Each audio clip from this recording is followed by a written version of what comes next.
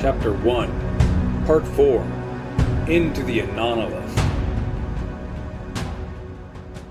This big stranger's struggling by the time we get up these steps, and once we near the top, he's breathing hard. I feel his legs burning and relief when he reached the top. There's something about this place he hates. A kind of black magic that crushes you into the ground. Feels unnatural. The tower's huge base looks like it's made of honey-colored stone down here, though it turns clear like glass higher up. And the gate is placed off-center. My guess is they added it where there was already a hole blown through. A big megalithic arch with strange figures carved all over it. The gates are glassy, burnished gold membrane, like giant dragonfly wings.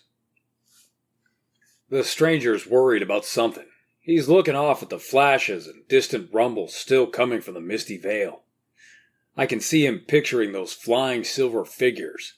In his head he's running a count on how many flew past. More of the orange spearmen up ahead, and that grabs his attention. Now he's glowering at them instead. There's a number 2 on their banners and shields. These guys I'm following have got a number 4. Some kind of insignia. No clue how I can read them. I guess it's this connection between us. "Hail, Tetrox!" Comes a salute from one of the orange spears. "Hail, Diox!" It's the purple officer up front. If any of these guys see the stranger huddled over pretending to be shorter, they don't say anything. Mostly they look relieved to see these soldiers. Something ugly must be going on up ahead. Then we're under that huge dome. It's like spring sunshine in here, but through this guy's eyes it's a burning glare and he's squinting and annoyed. He hunkers down even lower.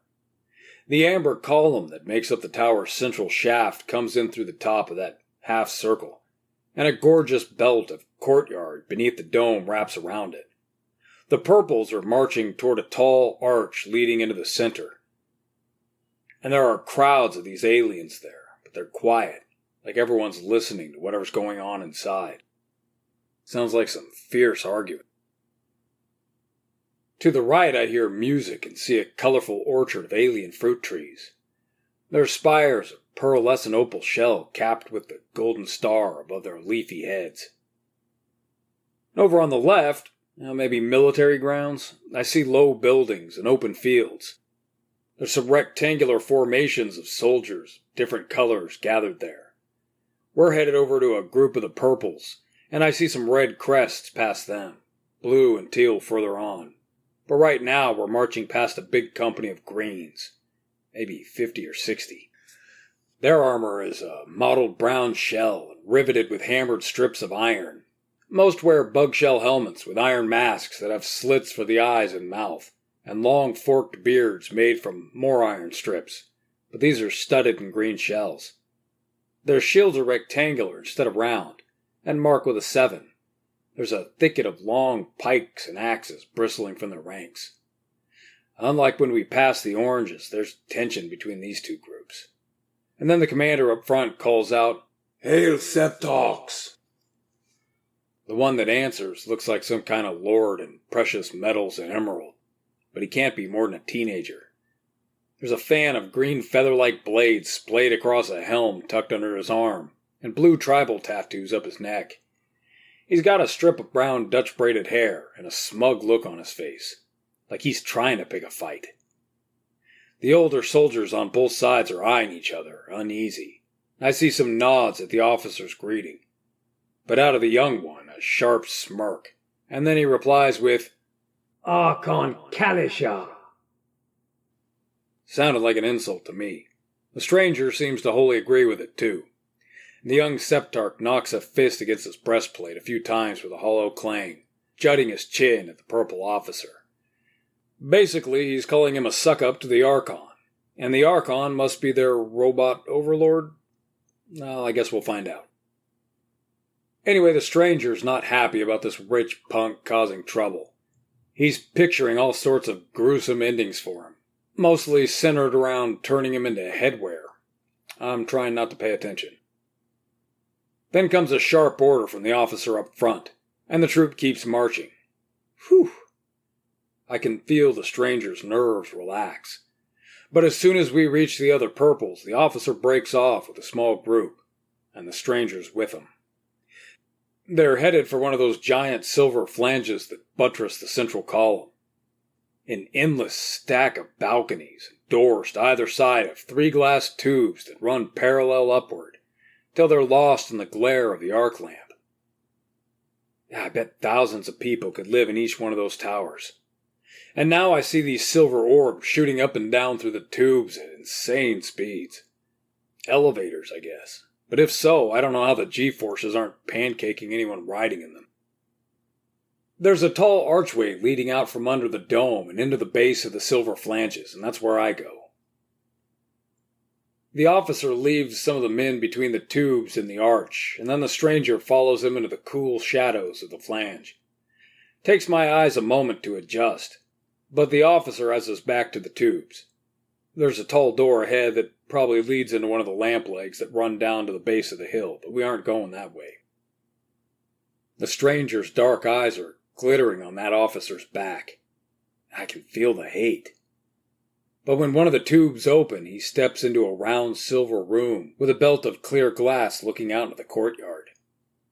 There's a strange bumpy leather backpack on the floor, but the stranger's still eyeballing that purple officer. Then comes raised voices from back in the courtyard, like trouble starting to break out, and the purple shifts his weight, getting impatient. And just as the panel begins to slide closed, the stranger hisses out the door in a sneering guttural whisper. Ramio Kalisha. There's that word again. The stranger's finger slowly moves up in front of his lips. All I can see is the glitter of cold black eyes through that slit in his visor. The panel slides shut. And then things get weird. We take off like a shot, but I don't feel a thing. There's a faint humming, but no mechanical sounds, like wheels or engines. No visible machinery. And the ride is utterly smooth. No G's, no bumps, nothing. It's like the tower is moving past us. Then his helmet clatters to the floor.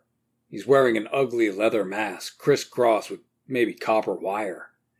He's ripping the armor off, and there's some kind of dark bodysuit under. First he pulls a white robe with feathery probes poking out of the fabric from the pack and sets it aside. Then a strange harness that he's trying to put on. It's like a confusing tangle of straps, buckles, and short poles spread about his arms and legs. And he seems nervous. 07. Shit. Focus. Focus. Suddenly he looks up. It's like he's staring through me. His masked head cants. Hand moves out like he's going to make a grab for me. But then with a grunt he shakes his head and focuses on his equipment again. Now we're already thousands of feet up, and he's tying a red bandana around his head, letting the long tails hang down his chest. And eventually the shaft narrows. There's no more balconies flying past and fewer bridges. The ground looks distant and hazy, and the glare of the golden arc lamp above is growing. The stranger's rolling his shoulders and adjusting a complicated shell-plated suit, cinched tight about his wrists and ankles, with a hint of the green membrane beneath his arms. A chest plate of mottled brown, with a big fat mark of 7 in the golden star. Wow. Subtle. I don't know what this guy's up to, but whatever it is, that punk in the green armor is apparently going to be taking the blame for it. They must have politicians here. The bright light vanishes as the lift whisks up to the silver throat of the tower, just beneath the sphere. Then it comes to a near-instant stop. Something you'd expect would turn this guy into a stain on the ceiling, but apparently this elevator is immune to gravity and inertia. The stranger ducks to the side as the door slides open.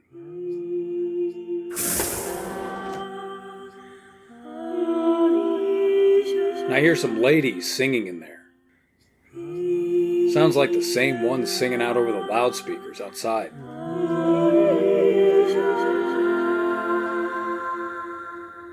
Very good. More feeling this time.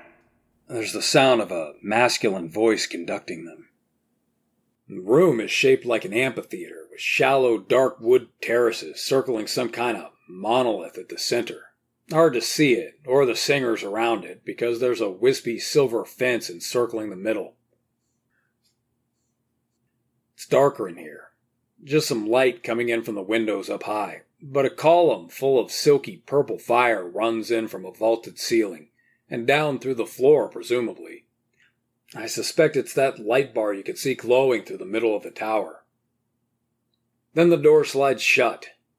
I feel some pricks of excitement coming off the stranger, but when the lift starts up, it's moving slow. I see he's got his finger on a smooth panel right next to the door. We're up over the fence now. I see a half circle of ladies in white moth outfits. Bit like that one on the floor. They're singing at the monolith.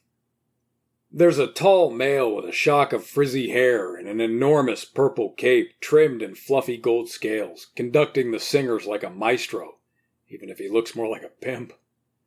But that monolith is actually some kind of futuristic-looking vessel, shaped like a sarcophagus made out of quicksilver. It's about the right size to fit a person, and there's a couple smooth, rounded arms that attach to it at the hip and connect the thing to a wide, round base. You can see blue light coming from the seams. And then I see light glint off a small pane of glass right where a face would be. I can see it's full of murky liquid. But someone's in there. A face. It's blurry. Then comes a sharp hypnagogic spike that snaps me awake into that coffin again. I can feel the cold water seeping up her body. Short, panicked breathing as it rises over her shoulders and neck. Feel the same exasperation. She shouldn't be scared. There's no reason to be scared. But she always has been, for as long as she can remember. A whimper of fear that I can feel, and then she sucks in one last breath before it's over her head. And then I'm back in the elevator again, eyes fixed on the glass as we near the vaulted ceiling. Someone is in there, but it doesn't quite look like... Suddenly the stranger's pounding on the glass, and the maestro spins around. The guy's weird looking, high, wide forehead tattooed with that star in red. His eyes are unnerving, vivid sky blue rings, brighter than they should be, and his expression is going from alarm to slack-jawed disbelief. The stranger, he's making rude gestures as the ladies watch, handling the tails of his red headband rather, suggestively. The sisters look mortified. The maestro's pasty face flushes red, and now he's howling as we pass through the ceiling. Stranger chuckles to himself before getting back to... Focus. Focus. He's unwrapping something like a primitive club made out of scrap metal, about the size of a baseball bat. The shaft seems to be the same quicksilver the tower's blades are made of, but there's a knot of that copper gold stuff on top. I got no idea what it is. More like stone or glass than metal. He stuffs something like wax into his ears before covering them back up, and then stands slowly, adjusting his grip as the capsule comes to another dead stop. His weird bug-eyed goggles are fixed on the door, and he's holding that white moth dress in front of him. I hear his thoughts in a sharp spike. It was 7. It had to be 7. In his mind, I'm seeing some kind of gigantic armored brute who shouldn't be home. If he is, well, this isn't gonna go well.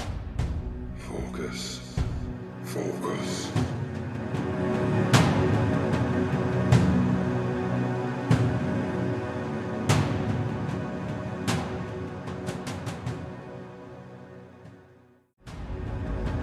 Chapter 1, Part 5, The Zenith. The door slides away. Sounds of laughter from up above. A tall, gold-crested soldier's waiting there, and I can feel a wash of relief coming off the stranger as the guy looks at the white robe. He almost bows. Almost. But then he cants his head as the white butterfly robes drop to the floor, and the stranger comes barreling through at the poor guy like a bull. The head of his mace is glowing and sparking like a stun gun. The guy nearly jumps out of his skin. I think he's about to shout, but nope. That crude mace comes crashing into him so fast I can't even see it move. It's just a blur. A flash, and then the golden helm shatters in a pink mist as whatever's left of this guy crumples somewhere on the deck below.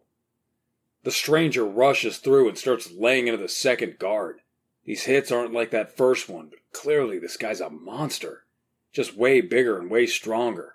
After 5 or 6 violent swings, that one's twitching on the ground too. Jesus. Now he's whipping his head around an empty metal catwalk, looking for more victims. We're in the narrow silvery throat of the tower, just up a short flight of steps from some kind of humming metal chamber, shaped like a pine cone, and sunk partway into the deck. What's left of the first guy's crumpled up there. Now he's looking up into the vast crystal ball at the top of this tower. You can see the light of the lamp shining through tinted amber glass. In the center there's a wide platform that looks chewed up, like something blasted through one corner of it. There's narrow bridge walks connecting the platforms to the top of those 4 silver towers. The stranger's staring with those bug goggles, listening. No more laughter coming from up there now. They had to have heard that. There's a handsome spiral stair of dark wood going up, but also a pair of silvery ramps that spiral from here to the platform, like a double helix. The stranger's headed for one of them. He's buzzing with excitement, but he takes his time walking over to the ramp, as if he's suddenly got all day.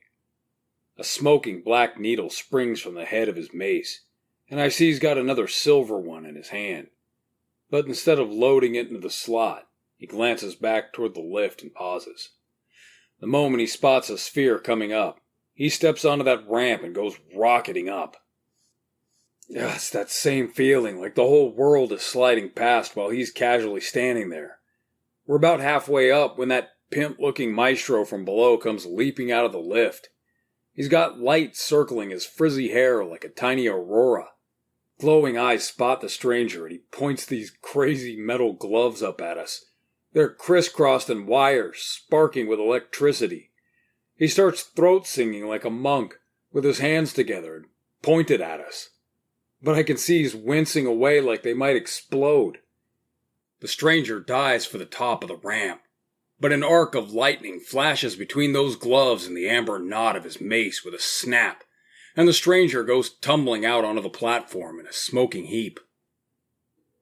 In the split second before the thunderclap, I see a raised gold chair before an altar, below strange metal arms, a soldier charging past shelves of scrolls, and a group of astonished robes craning their necks on the far side of the platform as the stranger curls into a ball, covering his head and ears. Boom! A thunderclap crashes through this ball like a cataclysm. Stained glass rains down around him as bewildered aliens stagger around and clutch at their ears. And now the stranger's pounding across the wood-paneled floor. He leaps the altar and goes after that stunned soldier, roaring like an ogre. That club's a lightning-fueled blur that crashes into the guy like a cannonball, blasting him through some nearby shells while chunks of his armor are still spinning in the air where he was. Good God! He's already roaring after the rest. It's a bunch of old men and servants. None of them are even armed. He doesn't care. He's laying into them left and right, just destroying anything too dumb or slow to get out of the way. The weapon doesn't have that crazy magic anymore, but this stranger is brutal. Then there's a flash of light, and I see who he's after. One of those robes just lit up like a torch. Every inch of him is gold and white with a massive sun crest on his brow, and a mantle of golden blades. It's like some kind of Mayan emperor. This must be the Archon. He's got pale powder skin and a long, somber face. But around his neck, a thick rectangular tablet of emerald hanging from a gold chain. The stranger's attention is bent on it. I can see it in his mind. The tablet of destiny. The one who possesses it is master of the Anonolith, master of the Anunnaki. Anunnaki. That's a name I've heard before. There's a bright flash that snaps me out of it. The one with the tablet. He almost seems amused, as if he can't even conceive someone would seriously try this. There's a low, droning hum coming from him, and fingers of white lightning arc off a whirling glow that starts building around him. A couple of his servants are caught in it. They start jolting and dancing. He doesn't even notice. His black-light irises are locked on the stranger, but I see his amusement melt into confusion. The lightning is striking all over the stranger, but most of it's going right into that magic weapon. The fingers, smoking and hissing into his flesh, hurt like hell, and he's snarling, but he's not jolting and dancing like the others. Instead, the Archon's eyes go wide in disbelief as he throws something on the ground. That's a flashbang. Now everyone's clutching their eyes and screaming. Deaf and blind, the Archon's magic dissipates like a switch went off. The stranger takes the legs out from under the last one in his path with his charged weapon.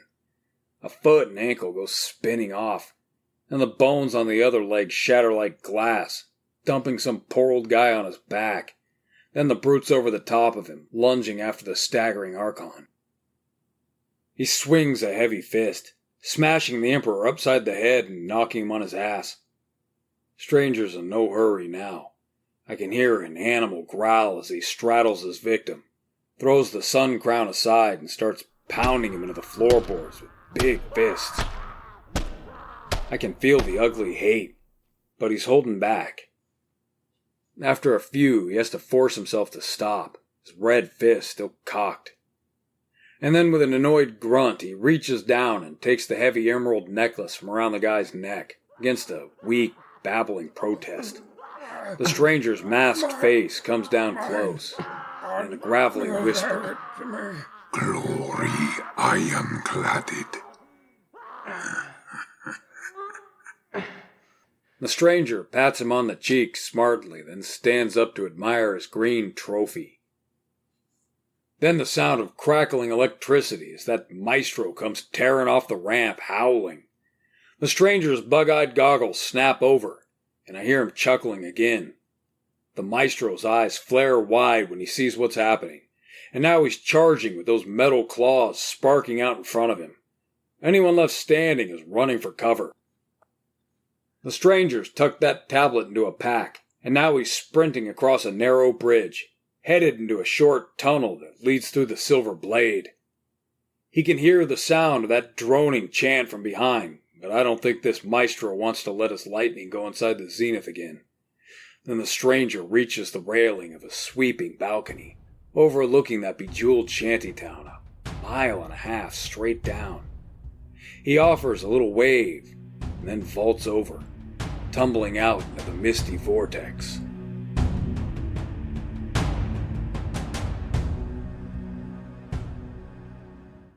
Chapter 1, Part 6, Far Above Yana. At first, the stranger's spinning head over heels. Lightning is arcing from the balcony behind, and I can vaguely hear the fury of that maestro or wizard, whatever the hell he was, as the stranger plummets. Focus. Focus. He's fallen like a stone, but angling away from the tower as his body cuts through that misty vortex. And the moment he's on the other side of it, he's sent tumbling head over heels as if he just flew out into a wind tunnel. He recovers quick and starts yanking on some cords coming out of his suit and spreading strange leathery membranes, braced with rigid poles. He's frantic as he works, trying to get another pair of membranes open on his ankles. The way he's working, you'd think he was about to smash into the ground, but he's still thousands of feet up. And then I hear this crazy voice booming out over the tower's loudspeakers, screaming in the local gibberish.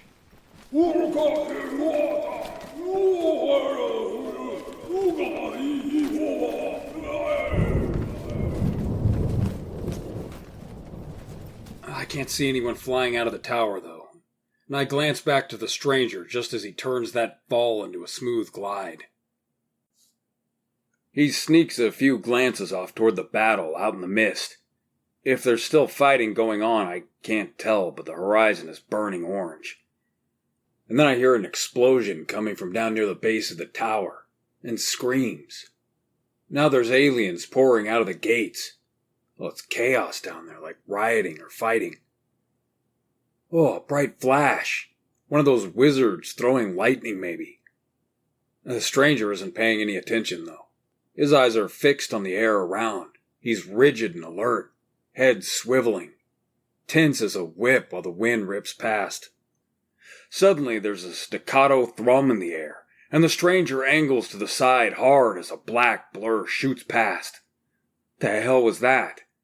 I see something dark curve away behind, and this stranger's yanking this way and that, trying to keep his course unpredictable as he can. For his desperate work, he narrowly avoids another grasping predator. The next one comes from the left, and he swings that charged mace at it. Whatever it was pretty much explodes, but now the stranger's tumbling head over heels from the momentum of the swing. He gets back under control and tries to dig out another silver needle. Oh, but he drops it. Now he's trying to fish out another, swearing profusely as he plummets when one of those things crashes into him. And now he's spinning toward the city, locked in mortal combat with a writhing black monster about half his size, while his magic mace goes spinning down to the city below. But he's already got a knife stuck in its shriveled abdomen, keeping the stinger off. His other hand is wrestling with its tiny head, trying to get a good grip and avoid the writhing mouth parts. Now he's got its bulbous eye cluster. With a roar, he smashes it like an egg, and then kicks free when it starts to squirm. The stranger spreads what's left of his wings, trying to get under control again, and then tumbles toward the jungle in more of a fall than a flight. But suddenly I come to a stop. That's enough of that one. There's someone I want you to meet down there, Tom. There's that voice again. What is this, the dungeon master? I wonder if he's a weird little wizard guy in red robes. Not exactly. Well, I mean, technically it's a lucid dream, and I pretty much just see what I think I'm gonna see. And that means you look exactly like the dungeon master, minus whatever percent is necessary by law for me not to get my ass suit off. Pay attention. Right. Back to it. And now I'm drifting back down to the city, headed for where all the smoke's coming from. Looks like a couple small armies are going at it, but one side's got those wizards with them. They're shooting lightning all over the place. One of them looks like it's blowing fire. They're fighting it out between those step pyramids. But all along that wall that separates the green guys from these gold ones, there's knots of these troopers fighting it out. And they got ladders running up the walls and catapults tossing stuff back and forth. That young lord back there trying to pick a fight. Sure looks like he got it. Sure looks like he's losing it, too. The battle for the pyramid square is over before I get close enough to see much, but lines of soldiers are retreating into the lower city, across a bridge that ramps down to the middle ring. Looks like there's one last stand going on at the mouth of the bridge.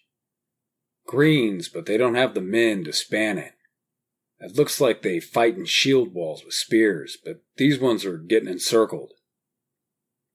Oh, hey, there's that armor. Someone's in the middle. It's not that kid, though. His helmet's off, and I can see he's old. God, he's ancient looking, but he's fighting like a complete badass. It looks like he's wrecked a few of those purples already. But now he's gassing out, and I can see he's fighting that same officer that snuck the stranger up the tower. What was it? Ramiel. By the time I shoot past, their line's already swallowed up, and the purples are swarming down the bridge to the lower city. Oh, weird, the whole tower and the cone-shaped hill it's on is resting on a giant metal donut sunk into the canal. How does that happen? I see one of those mech things come shooting down somewhere on the green side of the hill, but I just missed it. There's a few silver glints shooting up toward the tower's top, and again I'm robbed of a good look. The ones over on the green strip of the hill are tearing things up, I guess. I can't see it, but it doesn't sound good for Team Green. That stranger must have really pissed off this Archon fella.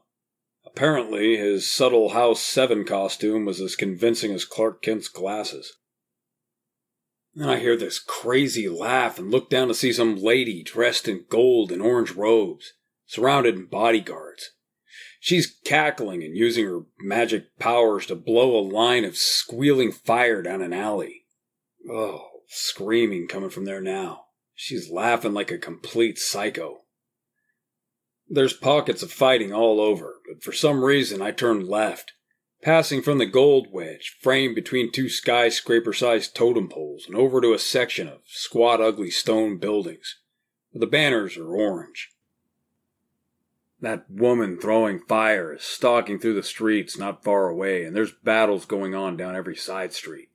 But soon it seems like I'm following one group in particular. 4 bloodied and exhausted soldiers in green, running for their lives. Unlike the rest, these ones are headed away from the green wedge. Instead seem to be making their way toward a section of town twinkling like rubies.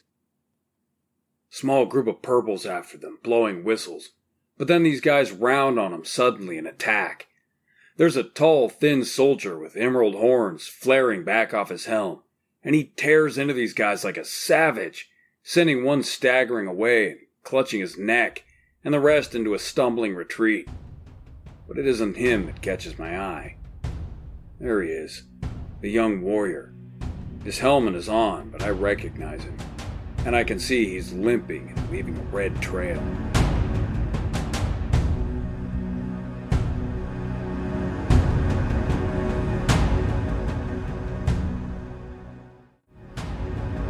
Chapter 1, Part 7, Streets of Vienna.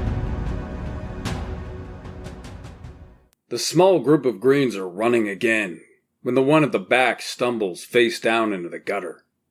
A thick, brutish soldier slows to help, but the ferocious swordsman hisses at him in a choppy guttural language. I seem to be following the young one.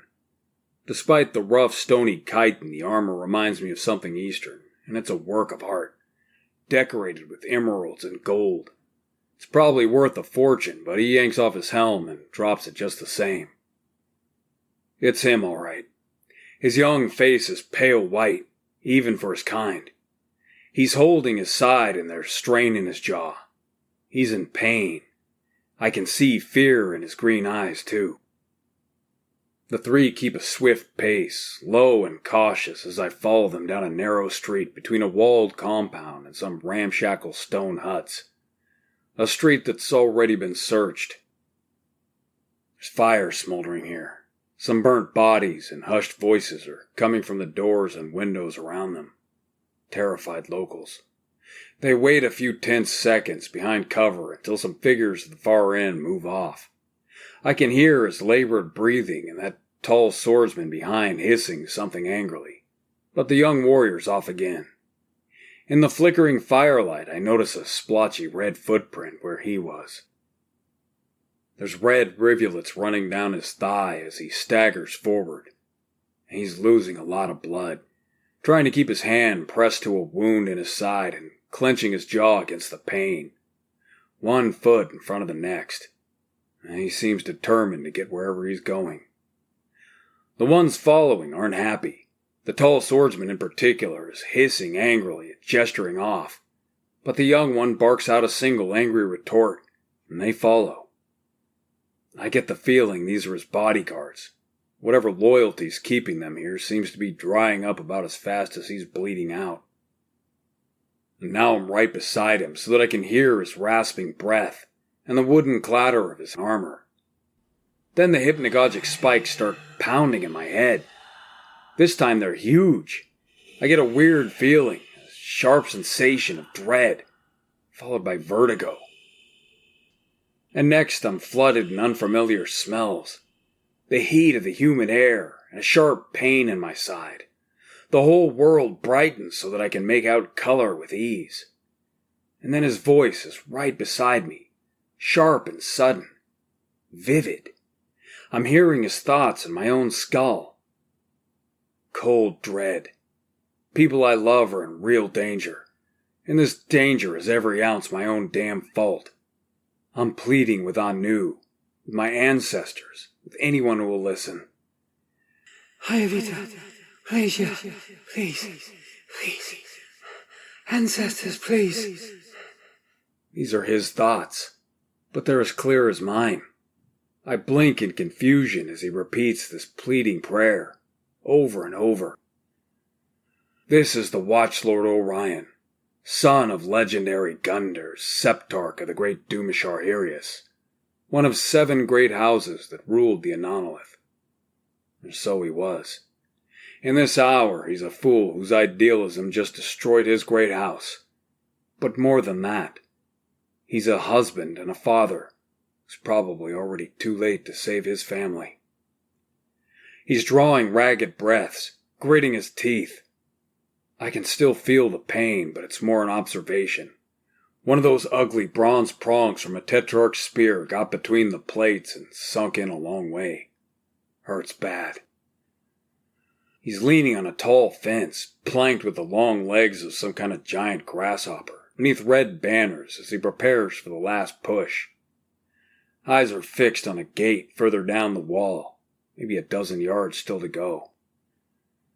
He pushes off, leaving a smear of blood to run off the glittering emerald bristles of the fence. There's a beautiful roundhouse on the other side. Steep windows poke out from a squat dome of overlapping emerald wing blades. It's like a 2-story A-frame wearing a rounded emerald cap. Orion's looking at it through the fence, and I can see longing in his glassy eyes. He's starting to lose focus, but Kermac nudges him unkindly from behind, hissing again. A few more steps, and now he's fumbling at the gate.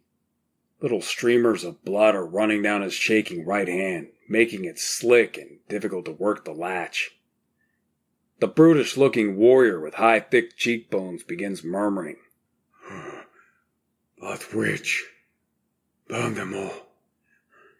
How do you fight that? How does anyone fight that?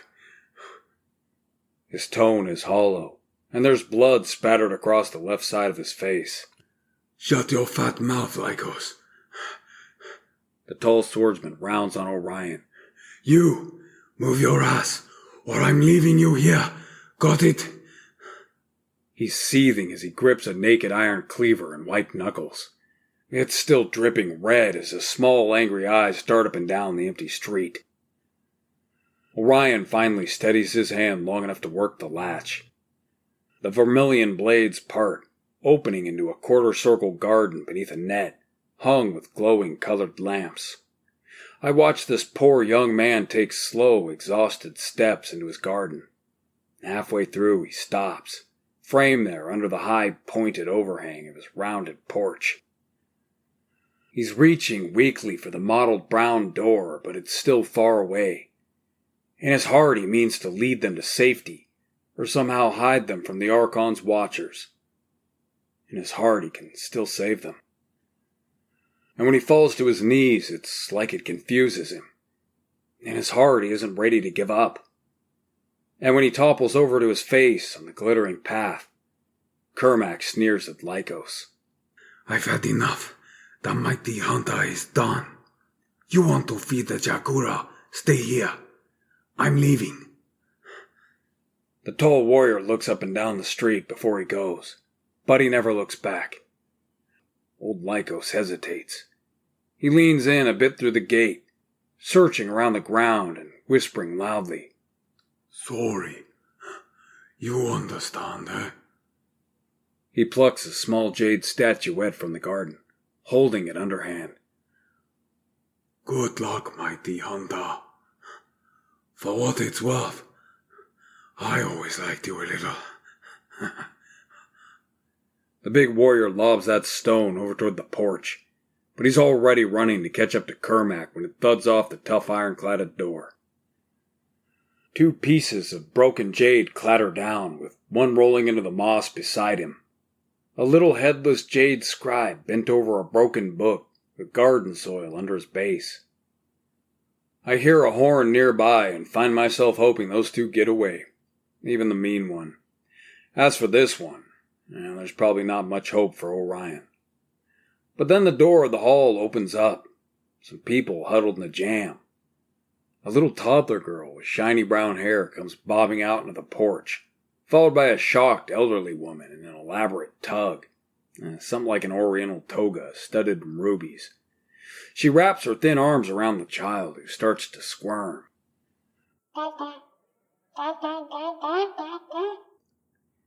Oh, my heart's breaking. Not long after, a young woman comes dashing down the steps beside the porch. I know her immediately when I see her. Iovita, Orion's beautiful young wife. She's got her medicine bag as she kneels beside him, easing him over to his back.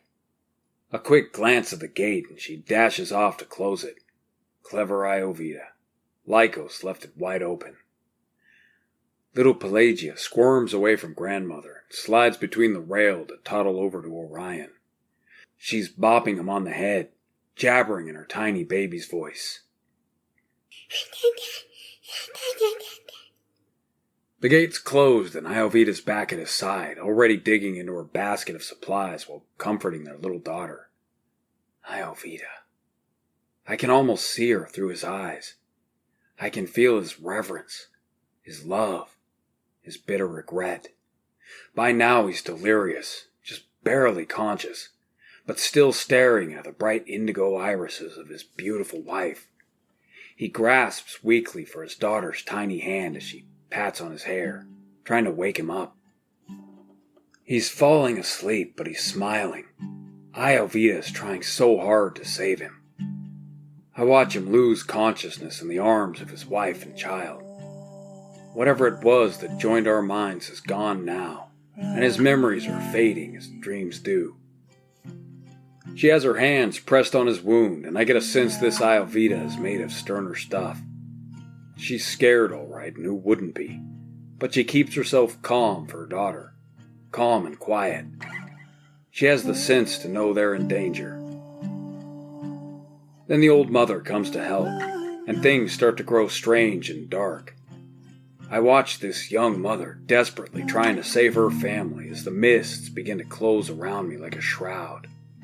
Softer and softer, darker and darker.